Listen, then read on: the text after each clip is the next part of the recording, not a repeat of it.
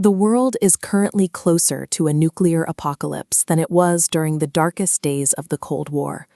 Erratic political rhetoric and the erosion of institutional norms have created a dangerous vacuum where nuclear threats thrive independently of any new weapons technology. In April 2026, the ongoing conflict with Iran reached a geopolitical breaking point.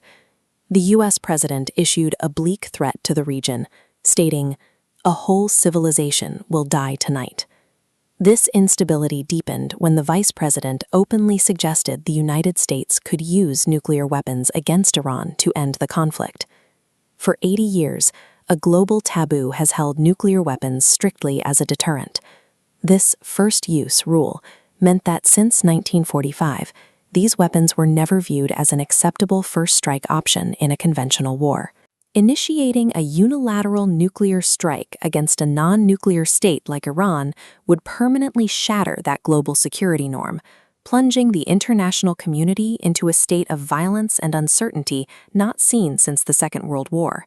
A first strike on Iran would trigger immediate, catastrophic civilian casualties, causing death and injury on a scale that the Union of Concerned Scientists describes as a crossing of both legality and decency.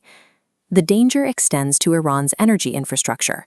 Accidental or purposeful strikes on nuclear power plants like this one would release radioactive material into the environment, sickening large numbers of civilians for generations. Beyond the physical blast, the geopolitical fallout would be permanent. Non-nuclear nations would likely scramble to develop their own arsenals as a security guarantee against further U.S. aggression.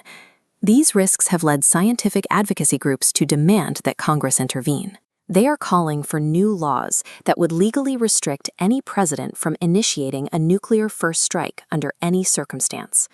The data suggests that a localized first-use strike cannot exist in isolation. It functions as a domino effect, normalizing unilateral annihilation and triggering an uncontrollable global arms race. To quantify these dangers, scientists use the Doomsday Clock. Created in 1947 by the Bulletin of the Atomic Scientists, it serves as a proxy mechanism to measure threats to humanity's survival. This chart shows the clock's fluctuations over the last 80 years. The peak safety level occurred in 1991, when the hands were moved back to 17 minutes before midnight. This chart highlights how international diplomacy drove that 1991 peak. The signing of the START Treaty led to a significant reduction in active nuclear stockpiles and a period of relative global stability. But by 2017, the line drops sharply. The bulletin moved the clock forward because of reckless language regarding nuclear use and a growing disregard for scientific expertise in government leadership. By January 2026, the clock reached 85 seconds to midnight, the closest the world has ever been to a human-made catastrophe. The bulletin cited 3 specific drivers for this setting: the U.S. and Israeli bombing of Iran, the expiration of the New START Treaty, and a systemic failure of leadership to maintain diplomatic norms. In the assessment of these scientists, the decay of diplomacy and the normalization of extreme rhetoric in 2026 pose a more acute threat to human survival than the stockpiles of the Cold War arms race.